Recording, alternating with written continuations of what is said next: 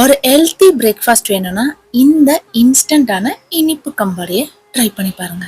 செம்ம டேஸ்டா இருக்கும். எப்படி செய்யலான்னு பார்க்கலாமா?